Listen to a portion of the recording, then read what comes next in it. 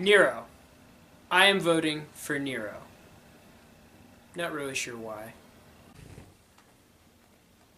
I'm sorry, Kayla. There's nothing personal. It's just Latin class. Cooper, I have no idea how I'm gonna record this video, dude. I don't know how we're gonna have to tell him this, Charlie.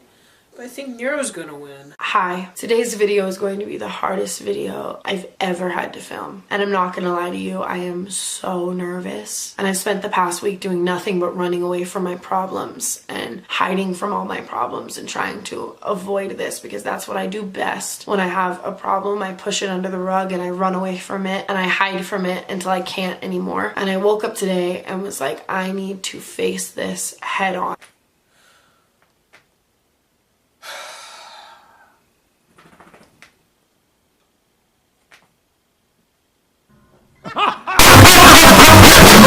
Okay, well, without further delay, Nero versus Julius, not actually born from a C-section Caesar. Let's get into this. Alright guys, to start this off, let's talk about Nero. Disclaimer, I've already talked about this stuff already, so to kind of keep you guys from getting bored, I'm going to put some stuff in the corner for you to watch. Nero was born in December 15th, 37 AD, and he died June 9th, 68 AD. Nero's mother, Agrippina, was banished from Rome because of rumors that Emperor Caligula, her brother, was having affairs with her, and her three sisters, Drusilla, Livia, and Agrippina. Also, conspiracies that Agrippina wanted to kill Caligula were floating around. Years later, Agrippina returned to Rome to be reunited with Nero. Soon after, Claudius and his son, Nero's stepbrother, were poisoned. This made Nero the emperor of Rome. Now, Nero's first 5 years were great. Compared to other Roman emperors, he was very peaceful and preferred signing treaties. An example is the Parthia Treaty. Another time when Nero showed his yearnings for diplomacy was during Boudicca's uprising. Because of Boudicca's uprising, Nero considered releasing Britain from Roman rule, but he decided to reconstruct the way Britain was run. Nero replaced many governors and leaders in Britain. Whoa, what are you doing here? Okay, now the crazy part about Nero was that he broke so many different social norms, and he wasn't an emperor. I mean, he just did not run like an emperor. He did not do stuff like a high-class citizen of Rome. As an emperor, he loved the arts. Nero loved the arts. He was an excellent singer, musician, poet, and actor. There was this amazing thing where he even said that he was going to go in front of an army and sing to them to actually make them surrender. As an athlete, Nero held back the Olympics by a year so he could compete in them. Coincidentally, he won every single one, especially the horse chariots races. So now, the crazy thing about Nero is he broke so many social norms. He was open about his interests in music and acting. He would even play and act for people, like crowds in the forums. And this was crazy because back then in that society, they considered actors and musicians to be equivalent to, prostitutes. First of all, no. Nero was not fiddling as he watched Rome burn to the ground. The fiddling rumor was made by the writer Tacitus, where Nero was singing about the fall of Troy as he watched Rome burn. He ended up admitting later that there were no witnesses. In truth, Nero was in the town of Antium, some 35 miles away from Rome, but when he heard about the fire, he hurried back to Rome to help with the recovery efforts. After the fire, there were many different theories that popped up about what happened. Two of the most prevalent theories were that Nero burned down the city on purpose, or the Christian community at the time in Rome burned it down. Sadly, many Christians were accused of arson, mainly because of Roman distrust. When rebuilding Rome, Nero was extremely careful about how to do it.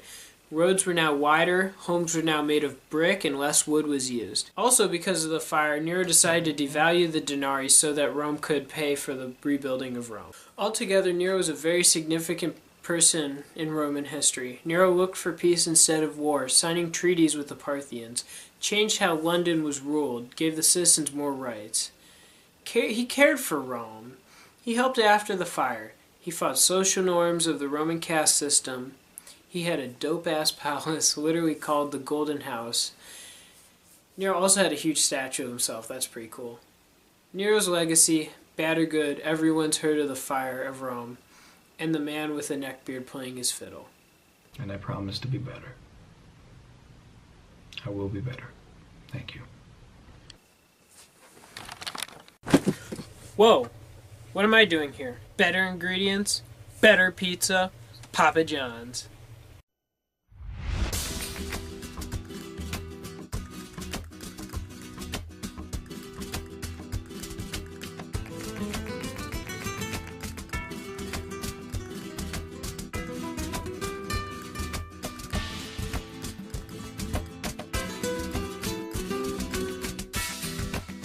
You expect the best. We deliver. We just believed if we gave the consumers our best, they'd come back.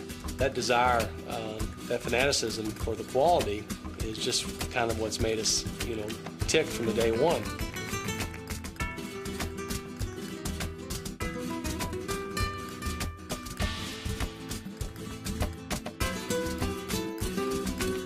Papa John's Pizza. That's the kind of pizza I want to serve to my family. How about you? Better ingredients, better pizza. Papa John's. Okay. Now let's talk about Caesar. Hail Caesar! Hail Caesar! Hail Caesar!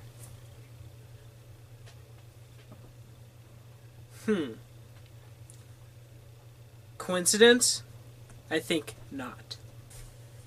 Julius Caesar was born in Rome on July 13th, 100 BC, and died March 15th, 44 BC, also known as the Ides of March. Julius Caesar was a statesman and general who led to the downfall of Rome. As a child, he grew up in a civil war between his uncle, Gaius Marius, and his political opponent. Later, he would run away from Rome because of him becoming a target to a new political group in power. Some years later, he would return. In 59 BC, Caesar was elected to consul. Cato the Younger lost to him. Remember that name. When Caesar was elected, many believed that he had bribed officials to favor him.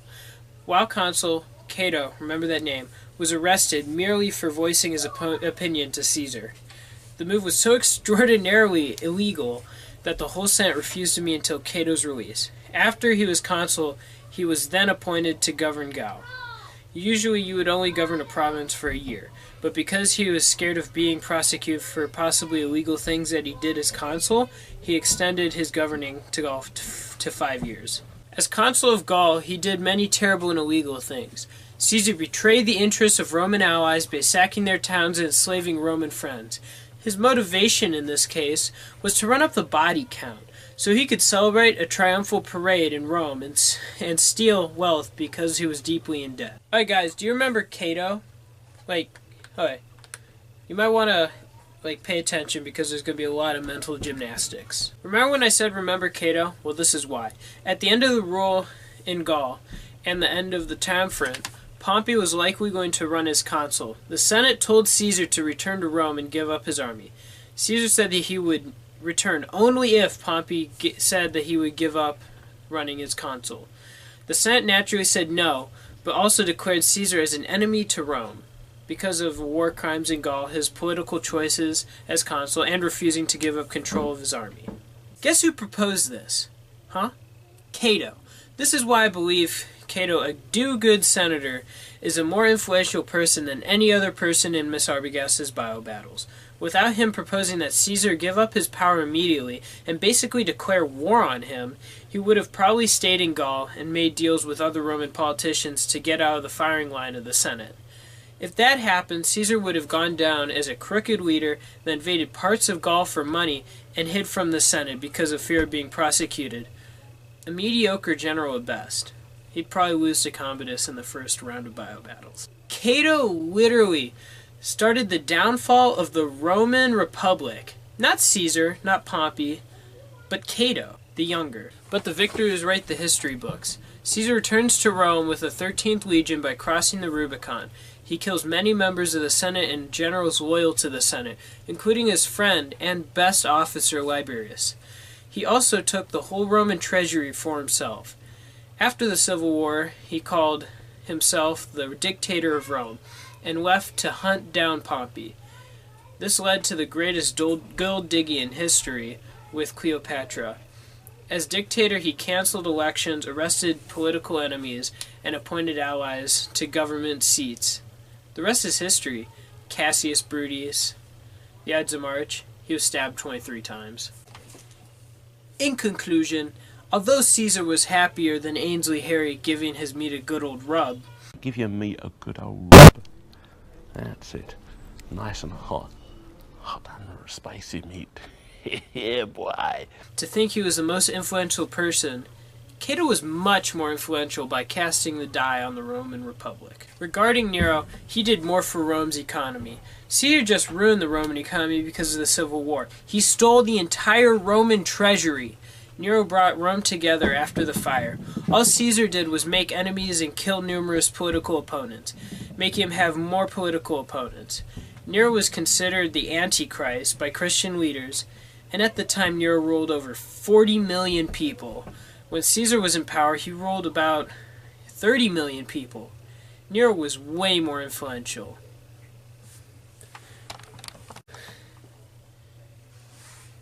If I win by this piece of crap video, I'm coming for you shirts.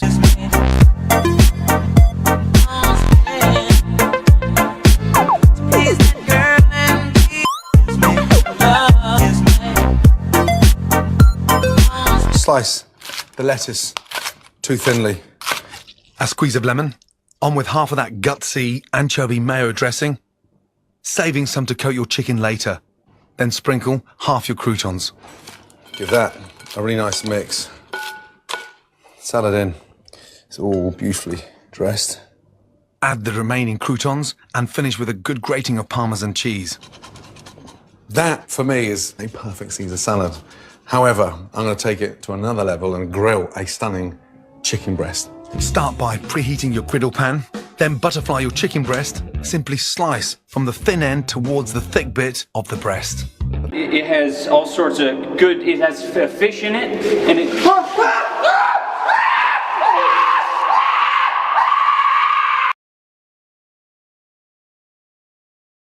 Why are we still here?